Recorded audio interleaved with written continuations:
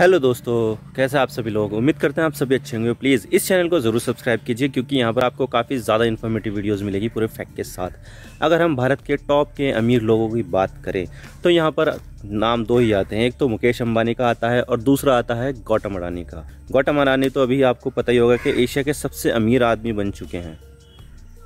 लेकिन देखा जाए तो इन दोनों के बीच कभी भी बिजनेस पॉइंट ऑफ व्यू से कभी कोई कंपटीशन नहीं हुआ है। इनडायरेक्टली होता था लेकिन डायरेक्टली कभी भी फेस ऑफ नहीं हुआ है, कोई कंपटीशन नहीं हुआ है।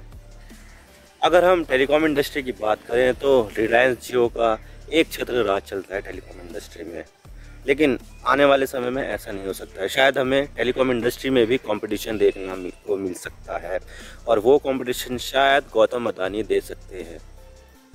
अभी हमें टेलीकॉम इंडस्ट्री में कौन कौन से प्लेयर देखने को मिलते हैं? जियो, एयरटेल और कुछ हद तक वोडाफोन आइडिया, लेकिन बाकी की सारी जितनी भी कंपनी है उन सब का बोरिया बिस्तर बन चुका है। तो सिर्फ यहाँ पर अभी जिनके बारे में अगर टफ बात की जाए कि टफ कंपटीशन है तो यहाँ पर सिर्फ और सिर्फ जियो आता है और आता है एयरटेल, क्योंकि इन दोनों ने अपने नेटवर्क को स्प्रेड करने में, नेटवर्क की क्वालिटी को बढ़ाने में बहुत ज़्यादा इन्वेस्ट किया है। लेकिन अब इन दोनों ही कंपनियों को तगड़ा कंपटीशन मिल सकता है, क्योंकि यहाँ पर गौतम अडानी जिन्होंने अभी तक भी टेलीकॉम इंडस्ट्री में कोई कदम नहीं रखा था, अब वो 5G का जो ऑक्शन होने वाला है 26 जुलाई से, उसमें हिस्सा लेंगे। जी हाँ, 26 जुलाई से 5G के जो स्पेक्ट्रम है उसको नीलाम किया जाएगा और इसमें गौतम अडानी भी हिस्सा लेंगे। और गौतम अडानी इसमें क्यों हिस्सा लेने वाले हैं 5G के ऑप्शन में? और क्या गौतम अडानी आने वाले समय में सिम भी बेचेंगे? और क्या ये जियो और एयरटेल जैसी कंपनियों के लिए बहुत ही बड़े खतरे की घंटी है? आज इसके बारे में पूरी डिटेल के साथ बात करते हैं, लेकिन उससे पहले हम न्यूज़ आर्टिकल्स देख लेते हैं। Financial express, Adani group to bid for 5G spectrum may be the first step towards private captive network. तो बात करते हैं आखिर इसके बारे में कि आखिर ये मामला क्या है। तो बात करते हैं कि आखिर मामला क्या है। तो देखिए, पिछले महीने सरकार ने ये अनाउंस किया था कि जुलाई में 5G के स्पेक्ट्रम का ऑक्शन किया जाएगा, जिसमें हमें उम्मीद की जा रही थी कि सिर्फ 3 कंपनियां ही 5G में ऑक्शन में हिस्सा लेगी और 3 कंपनियां रिलायंस जियो, सुनील मित्तल की एयरटेल और वोडाफोन आइडिया, और बाकी की जो सरकारी है BSNL और MTN वगैरह, ये अभी इनके चक्कर में नहीं पड़ रही, क्योंकि BSNL का तो अभी 4G नेटवर्क ही पूरा ढंग से नहीं बना है।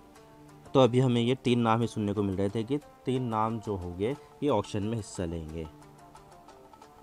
लेकिन सबको सरप्राइज करते हुए यहाँ पर गौतम अडानी की कंपनी अडानी ग्रुप ने अनाउंस किया कि वो भी 5G के ऑक्शन में हिस्सा लेगी और अब ये चारों कंपनियां 5G के स्पेक्ट्रम को पाने के लिए नीलामी में हिस्सा लेगी।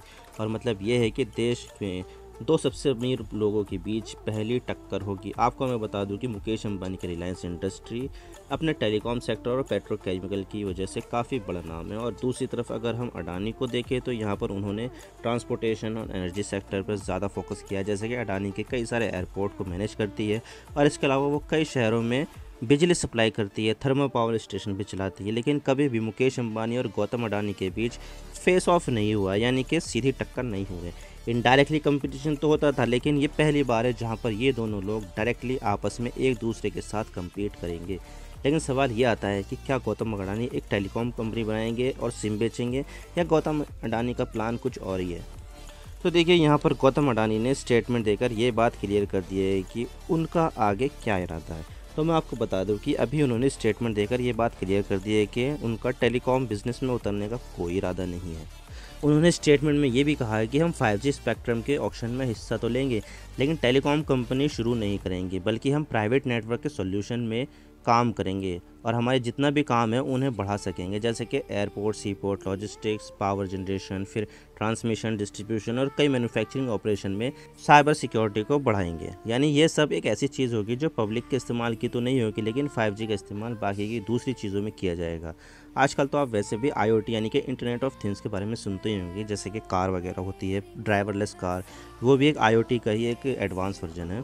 तो यहाँ पर IoT का इस्तेमाल अडानी ग्रुप अपने बिजनेस में करेगी और ये चीज़ 5G स्पेक्ट्रम को हासिल करने के बाद मुमकिन होगी। तो यहाँ पर अडानी कोई टेलीकॉम कंपनी नहीं बनाएंगे और ना ही कोई सिम बेचेंगे, बल्कि अडानी अपनी ही कंपनियों की परफॉर्मेंस को बढ़ाने के लिए हाई स्पीड डेटा ट्रांसफ़र की टेक्नोलॉजी हासिल करना चाहती है, जो 5G में ही मुमकिन है। और इतना ही नहीं, जो स्पेक्ट्रम अडानी ग्रुप को हासिल होंगे वो उस स्पेक्ट्रम और एयरवेज का इस्तेमाल एक सुपर ऐप को बनाने में और हर तरह के बिजनेस को सपोर्ट करने के लिए करेगी।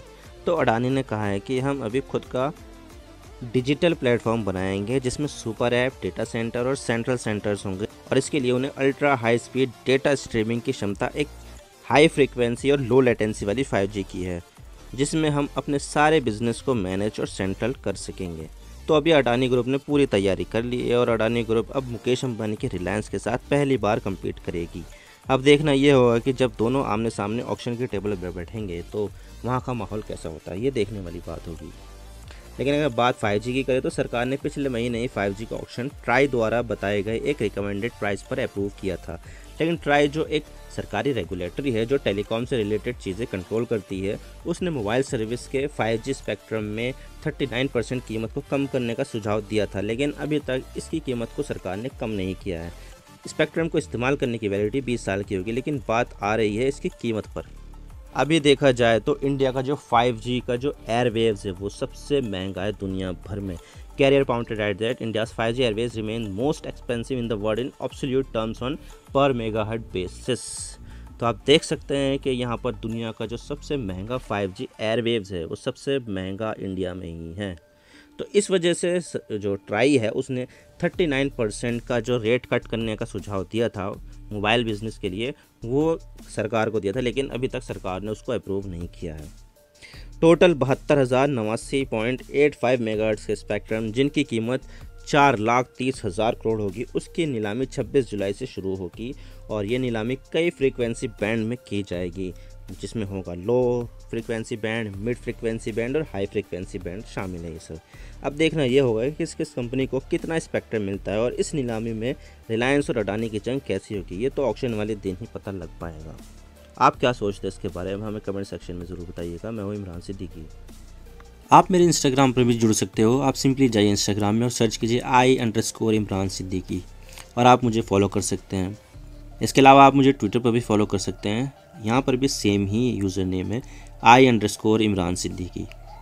तो दीजिए मुझे इजाज़त, मैं मिलता हूँ आपसे नेक्स्ट वीडियो में। अगर आपको वीडियो थोड़ी सी भी पसंद आए तो चैनल को ज़रूर सब्सक्राइब कीजिए। Thank you for watching. I really appreciate your precious time. God bless you all. Now signing off.